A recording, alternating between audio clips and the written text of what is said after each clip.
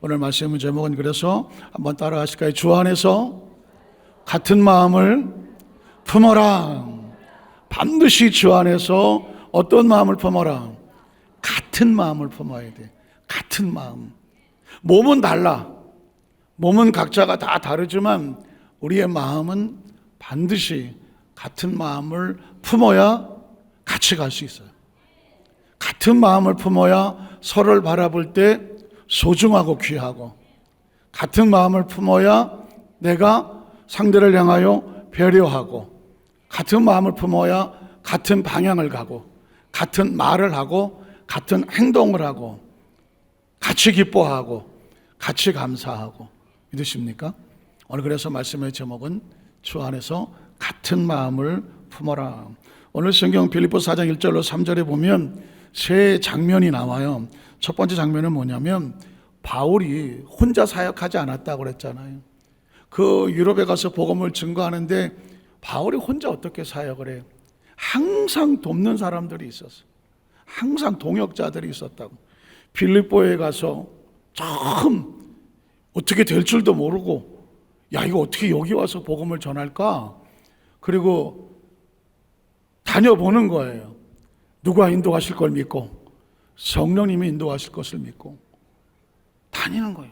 한 번도 가보지 않은 곳에 가서 복음을 증거하려고 갔는데 어떤 일이 올지 누가 알겠어? 근데 아시는 것처럼 자주장사 루디아라는 사람이 바울의 이야기를 듣고 우리 집에 와서 말씀을 전해달라. 그리고 이 사람은 이 복음을 위해서 준비된 사람이라 이제 우리 집에 처소를 하나 준비해 줄 테니 여기 머물면서 여기서 사람들을 모아서 말씀을 전해 주시오. 그래서 자주장사 루디아가 빌립보 교회를 세우는 동역자가 되어지. 바울이 가는 곳곳마다 그렇게 하나님께서 숨겨놓고 예비하신 하나님의 동역자들이 있었어요. 그러니까 하나님의 일은 바울 혼자 하는 게 아니야. 장로님도 있고, 안수집사님도 있고, 권사님도 있고, 집사님들도 있고, 또 성도님들도 있고, 우린 다 직분을 그냥 각자 맡은 것에 따라서 나눴을 뿐이지 다 하나님 아래서는 다 동역자들이에요.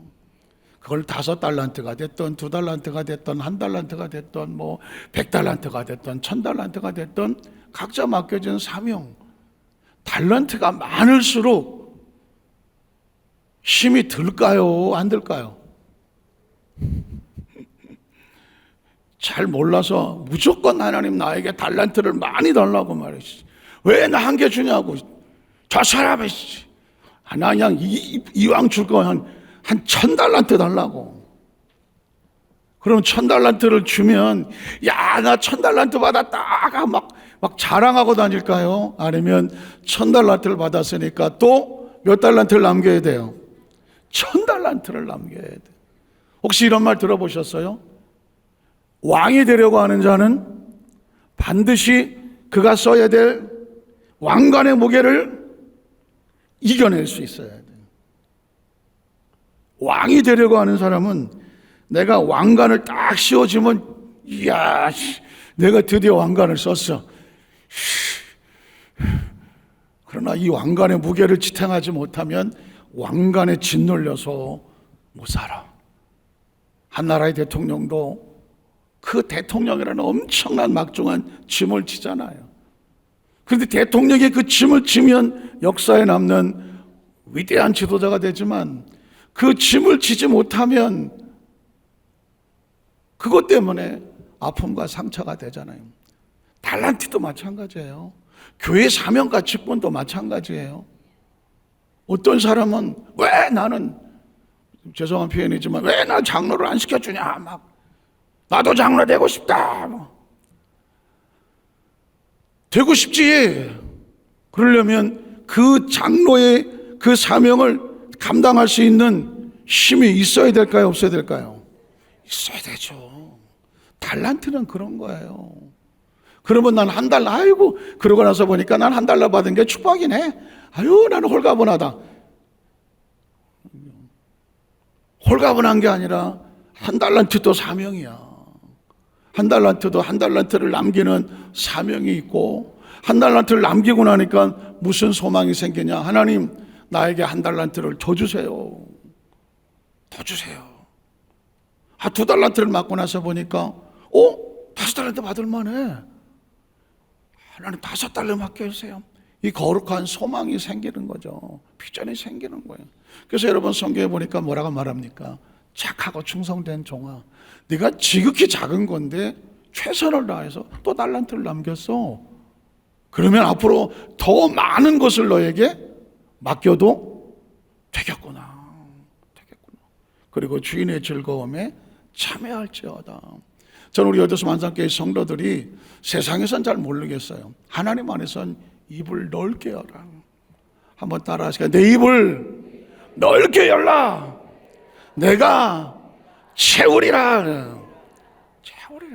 겉으로 보는 화려한 것보다도 하나님과의 관계 속에서 왼손이 하는 거 오른손이 모르는 게 하는 것처럼 나는 사람 안 알아줘도 괜찮아. 아니, 사람이 안 알아줘야 돼. 알아주는 순간 상급이 날라가. 안 알아줘도 괜찮아. 누구만 아시면 돼. 하나님이 아시면. 내가 너를 보니까 더 많은 걸 맡겨도 내가 마음에 걱정이 안 되겠다. 내 주인의 즐거움에 참여할. 이렇게 바울을 도왔던, 우리는 잘 모르는 이름들이지만 바울을 도왔던 그 동역자들을 향하여 바울이 이렇게 말해요. 동역자는 첫 번째 마음인데 4장 1절에 보면 이렇게 말합니다. 그러므로 나의 사랑하고 사모하는 형제들, 이렇게 말합니다. 형제들. 그러니까 이제 지난번에 갈라디아서, 에베소서, 거기도 다 끝에 가면 바울 서신의 마지막에 가면 자기를 같이 도와줬던 그 동역자들, 그분들의 직분이 중요하지 않아. 남자냐 여자냐 중요하지 않아. 누가 더 많이 나를 도와주고 적게 도와주고 이런 게 중요하지 않아. 같이 울고 웃었던 그 동역자들을 향해서 바울이 뭐라고 하냐면 나의 사랑하고 사모하는 내 형제들, 이렇게 말하는 거예요. 제가 지난번에 청원에 가서, 진주 초대교회 가서 목회자들을 놓고 제가 이제 설교를 제가 이제 거의 1시간 반 정도 설교를 이제 하게 되는데, 목회자들을 보면서 최근에 이제 한 2, 3년 됐습니다만은 목회자들을 보면 자꾸 난 눈물이 나기 시작해요. 그러니까 후배들을 보면, 어느덧 보니까 제가 이제 한 37년이 되더라고요, 목회한 지가요. 어쩌다가 벌써 이렇게 지나갔어. 그런데 후배들을 보면 눈물이 나는 게 뭐냐면, 어떻게 저것도 제가 걸어온 길을 생각을 하면 저 사람들 그 앞으로 갈 길이 눈물이 나. 혹시 여러분 딸 시집 보내면서 아유 속 시원하다 씨, 빨리 가라 씨, 그런 사람 있어요? 딸 시집 보내면서 난 울었어요? 예. 속 시원하더라 씨. 없어요? 예. 아마 그럴 것 같아. 어머니들은 딸을 시집 보낼 때 본인이 처음 시집 갈 때 생각이 날 것 같아. 아무것도 모르고 간 거잖아요. 가서 막 부딪히면서 식구들 있고 옛날에 시집살이 그리고 철없는 남편. 남편도 자기가 결혼을 해봤어야지. 부인이 있어 봤어야지. 부인을 만났는데 이걸 어떻게 하라고 누가 가르쳐 준 게 있어야지. 본 거라고는 텔레비에서 본 게 다인데, 아니면 우리 엄마, 우리 아버지가 사는 거 그거 다잖아. 그러다 보니 얼마나 모르고 막 살았겠어요. 살다 보니까 어쨌든 뒤돌아보니까 아휴 얼마나 울고 아프고 힘들었던 게 많았겠어. 그런데 내 딸이 그 길을 간대. 눈물 나요, 안 나요? 안 나? 안 나올 수 없죠. 안 나올 수 없지 뭐. 저는 이 후배들이 보면 눈물이 나더라. 국제시장인가 영화에 보니까 황정민이가 나 참 힘들었거든요 그렇다고 그런 장면이, 난 내용은 잘 몰라. 그런데 척스럽게 살았고 힘들었다고 하는 눈물의 고백이 물컹 지나가는데 여기까지 오느라고 진짜 많이 울었거든요. 어떻게 왔는지 모르거든요. 잘 수도 없이 죽을 고비가 있었는데 와 있거든요. 후배들을 보면서 아이고 목회를 했다고 그래 해야지 하나님 부르셨는데 그런데도 눈물이 나는 거예요. 후배들만 보고 눈물 나는 게 또 아니야. 또 아이고 이번에 갔더니 또 동기들도 보이더라고.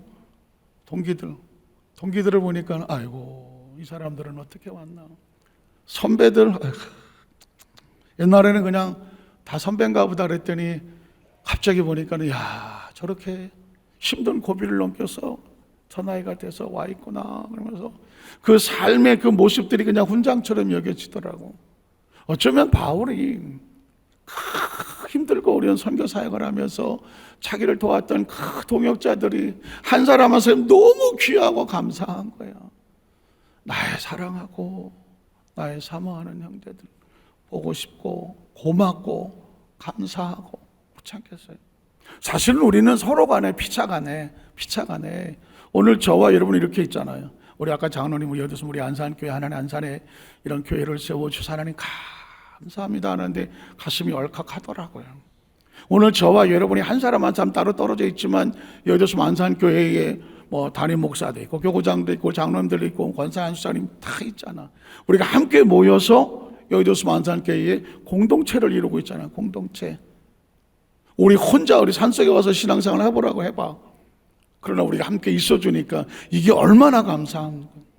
같이 손잡고 이렇게 믿음 생활할 수 있다는 거요 진짜 감사한 거예요. 나이 먹어가면서 제일 중요한 게 뭐라 그래요? 돈도 중요하고 건강도 중요해. 그러나 이것보다 더 중요한 게 있어. 사람은 외롭고 나 혼자라고 느끼는 순간 소리 없이 죽어가거든. 같이 울고 웃으면서 대화하고 밥 먹고 특히 예배 드릴 수 있다고 하는 것은 돈보다 중요하고 건강보다 중요해. 이게 있는 사람은요 그 마음속에 그 외로움을 이겨내고 같이 기도하고 믿음 생활하고 모여서 예배한다. 이거는 세상 어디 갖다 놓아도 돈으로 주고 살 수 없고요 어떤 건강으로 주고 살 수 없는 생명력이 충만한 거야. 그래서 우리는 서로 나의 사랑하고 나의 사모하는 형제와 자매들이다. 이런 동역자의 마음을 가져야 돼요. 우리 한번 해볼까요? 좌우에 계신 분에게 당신은 나의 사랑하고 사모하는 형제와 자매입니다.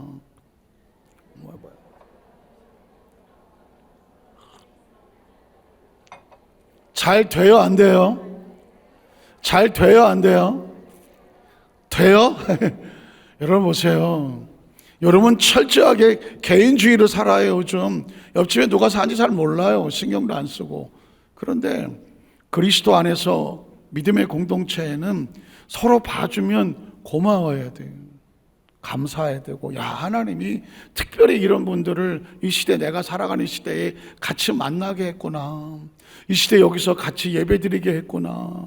같이 찬양하게 했구나. 같이 기도하게 했구나. 내 옆에 이렇게 있어주는 것만 해도 감사하다. 옆에 있어주는 것만 해도 감사하는 거예요. 왜? 같이 기도하는 사람이니까, 같이 천국을 가는 사람이니까, 같이 예수 믿는 사람이니까, 같이 교회를 헌신하는 사람이니까. 그런 짙은 마음속에서 나올 때에 서로 만나고 귀하고 고마워야 돼. 나의 사랑하고 사모하는 형제들, 그리고 나의 기쁨이요 면류관인 사랑하는. 이건 뭐냐면 바울이 전도해서 구원받은 성도들을 말하는 거예요. 그러니까 목회자의 가장 큰 기쁨과 상급은 뭐냐? 성도인 거예요. 여러분도 마찬가지예요. 평생 신앙생활 하면서 가장 큰 기쁨과 상급은 뭐냐? 여러분이 전도해서 구원받게 한 영혼인 거죠. 구역장은 구역 식구들, 지역장은 지역 식구들, 교구장은 교구 식구들, 각 기관은 각 기관에 있는 가슴의 동역자들. 그래서 저와 여러분이 도전을 할 필요가 있죠. 야, 내가 예수 믿고 누군가 나를 전도해서 이렇게까지 왔는데 나는 내가 살아 숨쉬는 동안에 내가 전도할 영혼은 누군가? 여러분이 전도한 그 영혼이 여러분의 기쁨이에요.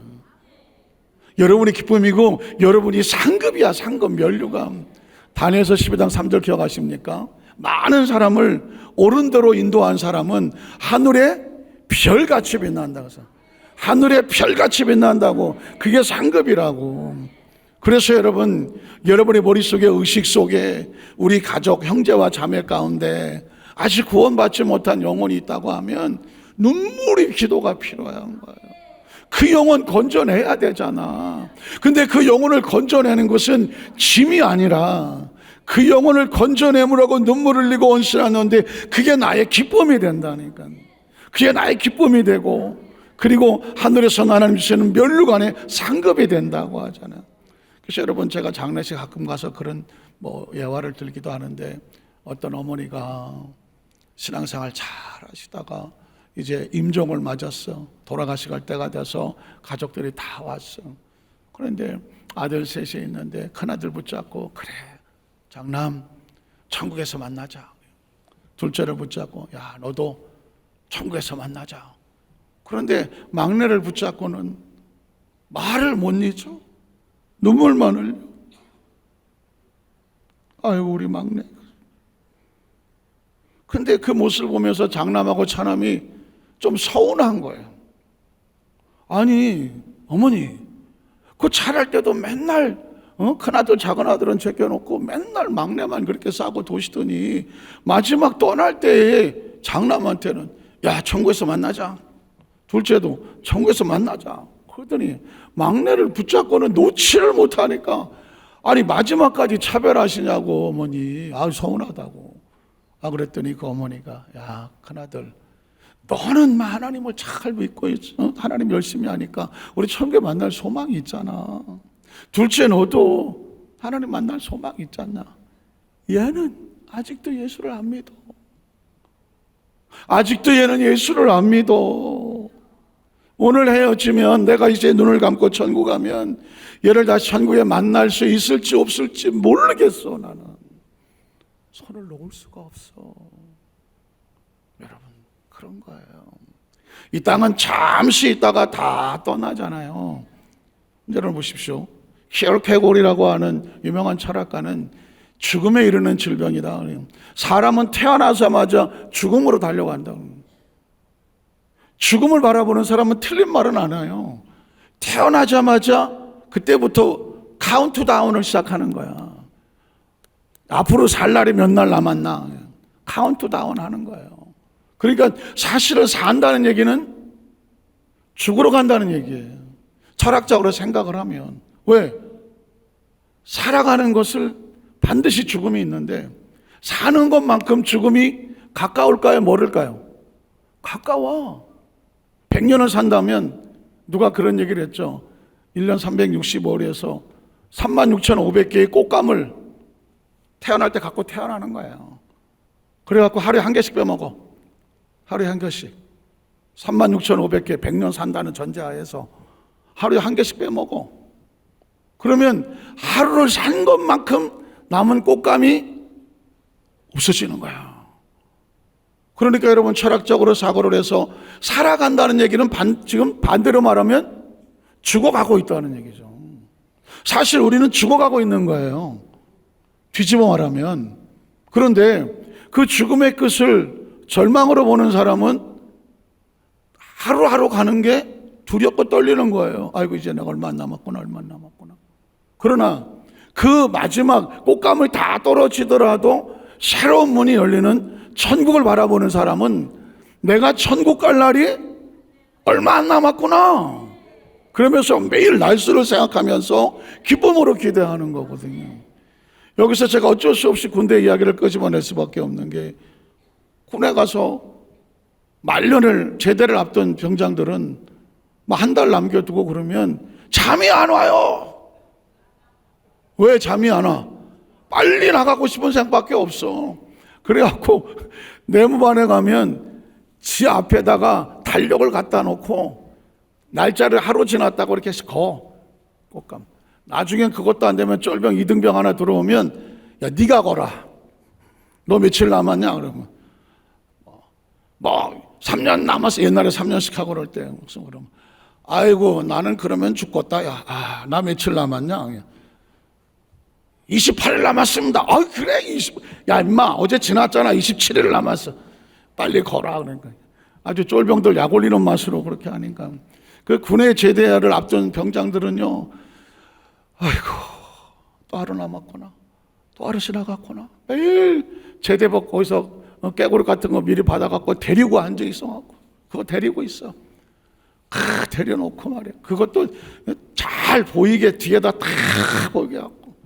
쫄병들 지나가면, 야, 저게 뭐냐? 그럼 제대복입니다. 그래. 아이고, 주름이 좀 없어진 것 같다. 이따 너 주름 좀 데려라. 요러고 있어, 요러고. 그리고 말년 병장은 떨어지는 낙엽도 피한다, 안 피한다? 피한다.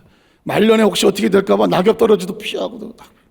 자기 몸을 조심한다는 얘기예요. 제가 이 얘기를 끄집어낸 얘기는 다른 거 아닙니다.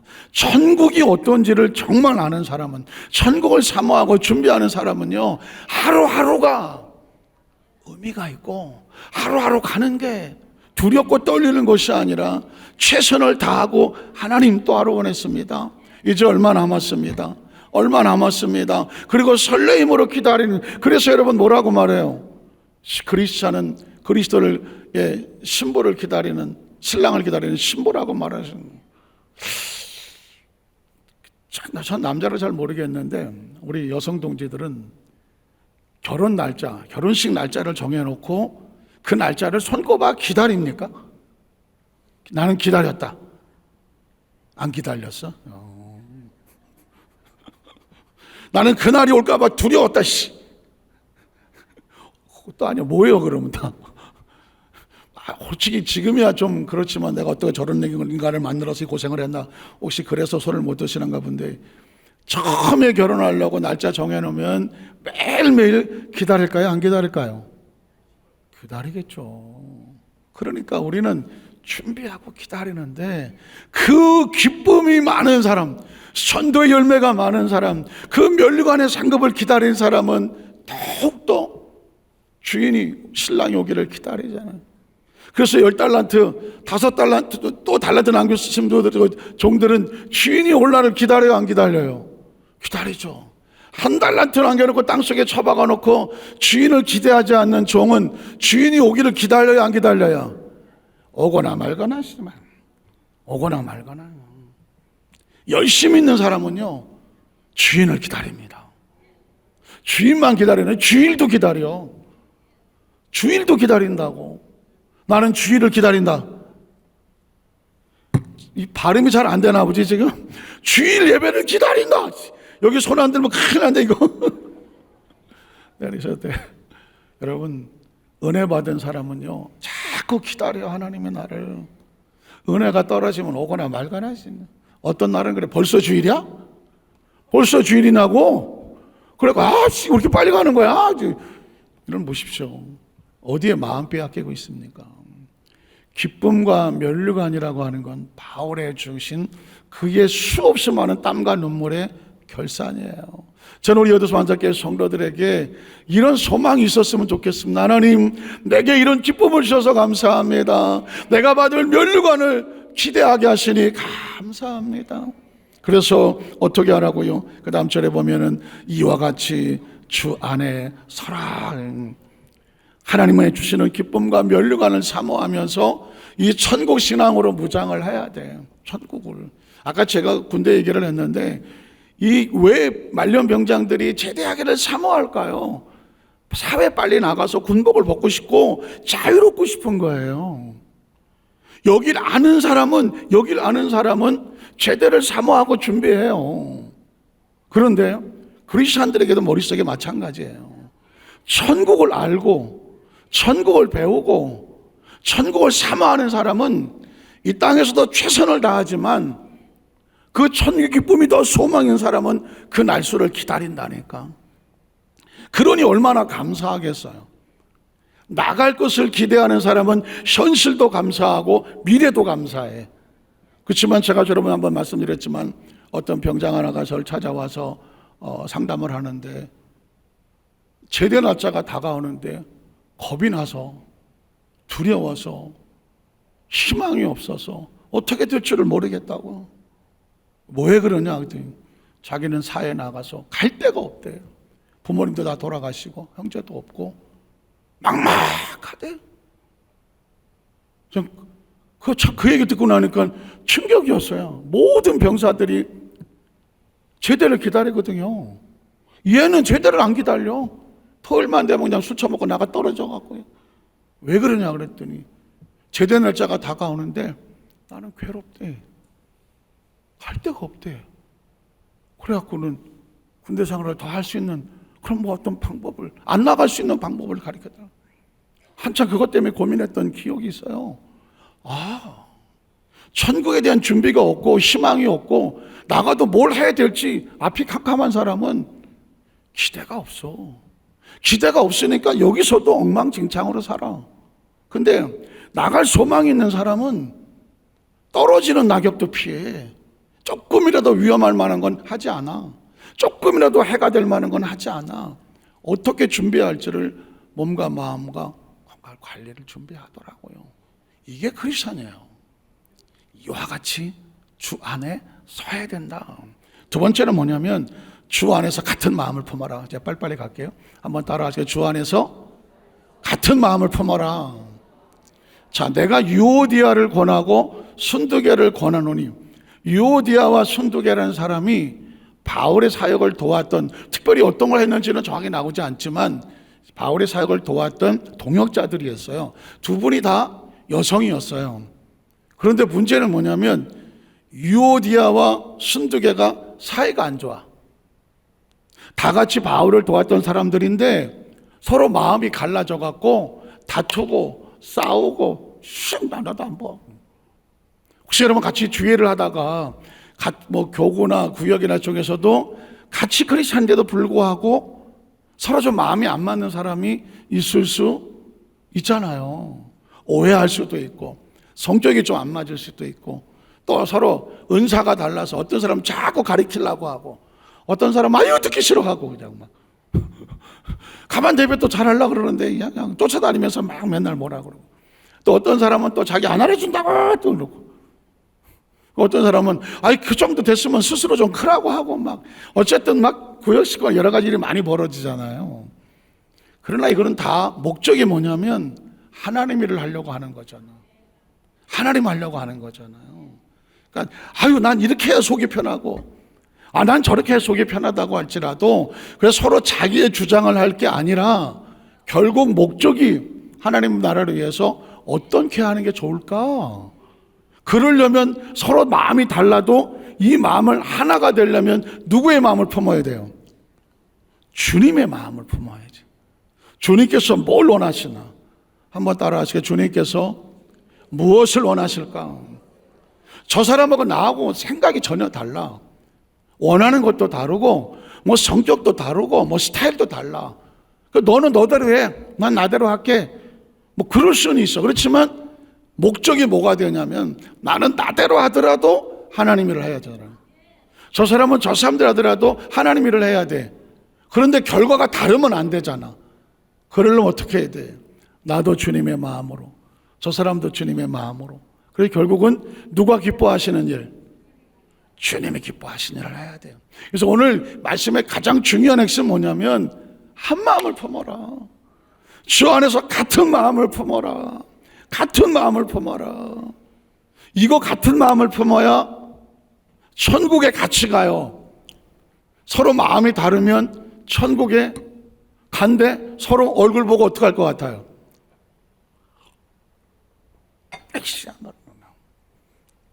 이 천국에서 이러고 살 것 같아요? 둘이 만나서 천국에서 이 천국일 것 같아요? 지옥일 것 같아요? 그건 지옥입니다. 제가 그 전에 어느 잡지에서 보니까 우리나라 대그룹의 회장님하고 사모님인데 그 사모님이 장충동에 있는 어느 교회 권사님이야. 그런데 그 아들이 이제 회장님이 은퇴를 하시면서 자기 아들을 사장에서 회장으로 올라야 되는데 이 사람이 이름만 대면 아는 유명한 연예인 가수하고 결혼을 했어요. 결혼했어. 근데 그 어머니 권사님이 세상의 부모는 다 똑같을 것 같아. 내 아들이 대그룹이야. 우리나라 손꼽는 그룹의 회장의 아들이, 그치? 회장이 돼야 되는 사람인데 어디서 가수하고 결혼하겠다고 여자를 데려왔어. 속 터져요, 안 터져요? 옛날에 딴따라라고 해서 막 가수들, 지금이야 가수들이 뭐 유명해지, 그럴 때거든요. 그런데 보통 이 부모가 그러더라고. 자식이 있으면 배우자를 데려오면 그래도 뭐 집안이 뭐 대그룹 회장이니까 대그룹에 좀 딸하고 이런 계산이 있단 말이에요. 근데 그냥 털커덕 연예인이라고 가수를 데리고 왔어. 근데 권사님이 그랬어. 나는 죽어도 이 결혼 용납 못한다. 그리고 난 절대로 니네 둘이 결혼하면 내 눈에 흙이 들어가도 안 본다. 근데 자식 이기는 부모 있어요, 없어요? 없어. 그래, 결혼했어. 근데 이 부부가, 어머니가 장충동 쪽에 살았고 그 근처에다 집을 얻었어. 그런데 나중에 그 잡지에 그 기록이 쫙 나오고, 그 가수가 딸이 이제 며느리죠. 며느리가 자기의 지나온 과거를 적은 거에 보니까 그 어머니가, 시어머니가 장충동 권사님이 주일날 가서 예배를 드리고 끝나고 그 앞에 아들 집이 있고 며느리가 있는데 돌아가실 때까지 진짜 약속을 지키셨어. 눈에 흙이 들어가기 전까지 한 번도 그 집을 찾아온 적이 없대. 그러니까 며느리 입장에서는 어머니한테 인정받지 못한 것 때문에 눈물로 글을 썼더라고. 우리 어머니한테 인정받지 못해서. 근데 크리스찬 입장인 제 입장에서 볼 때는 그분이 차라리 권사님이 아니었으면 뭐 그럴 수도 있어. 그럴 수도 있지 뭐. 근데 권사님인데, 그것도 하필이면 권사님이야. 내가 절대 내 눈에 흙이 들어갈 거야. 난 내 아들 저 결혼한 거 인정 못하고, 나 며느리 난 죽어도 안 봐. 그런데 진짜 죽을 때까지 안 봤어. 근데 그 딸이, 며느리가 예수를 믿었어. 어떡할 건데? 천국 가? 시어머니가 안 본다는데? 죽어도 안 본다는데? 천국에 가면 너 왔냐? 난 너 안 본다. 왜 그런 말을 해? 이 세상에 삶을 사는 동안은 다 그냥 역할이에요, 역할. 그 사람도 하나님의 자녀고 이 사람도 하나님의 자녀라고. 이 땅에서 시어머니 며느리를 만났다고 할지라도 천국에 가면 이 사람도 하나님의 딸이고 이 사람도 하나님의 딸인데 누가 누구를 판단하고 보고 안 보고 하겠어. 그렇잖아요. 그러니까 제가 이 이야기를 드렸던 이야기는 약간 정말 제가 가슴에 맺혀서 이 얘기를 하게 되는데, 우리도 절대 그래서는 안 된다 이런 마음을 가지고 주 안에서는 어떻게 되냐면 주님의 마음으로 그 사람을 바라보는. 며느리가 양이 안 차지. 근데 주의 마음으로 바라보면 저 며느리도 그래, 하나님의 사람. 그리고 혹시 그 시어머니 또 마음에 상처가 분명히 있을 수 있어. 며느리니까 인정받고 싶은데. 그러나 어느 날 예수를 믿고 나서 내 마음에 하나님의 나라가 들어왔다고 하면 그 시어머니도 그냥 이 땅에 있을 동안에 나에게 준 그냥 기도 제목이고 시험거리고 내가 저분을 사랑할 수 있을 동안 나에게 주시는 하나의 과제물이야. 여기서 내가 그를 용서하고 사랑으로 품을 수 있다고 하면 세상에 못 품을 사람이 누가 있겠어. 그런 과제물이에요. 그 마음을 품으라는 거고, 마지막은 뭐냐면 3절에 보니까 동역자들끼리 도우라는 거죠. 동역자들끼리. 3절에 보니까 또 참으로 나와 멍에를 같이 했던 내게 구하노니 복음에 나와 함께 힘쓰던 저 유오디아 순두계, 복음에 나와 함께 힘쓰던 사람들이요. 마음이 달라서 싸우고 어쩌고 좀 갈등이 있었지만 어떻게 주여 한 마음을 품으라고 했고, 믿음의 공동체 사람들은 또 동역자들끼리 서로 어떻게 해줘라, 돕고 도와주고, 또한 클레멘트와 그 외 나의 동역자들을 도우라.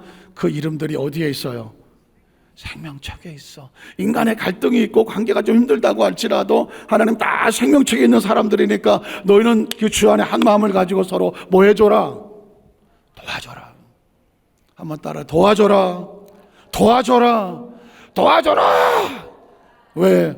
그들의 이름이 생명책에 있고 너의 이름도 생명책에 있기 때문이다. 기도하겠습니다. 하나님 아버지 감사합니다.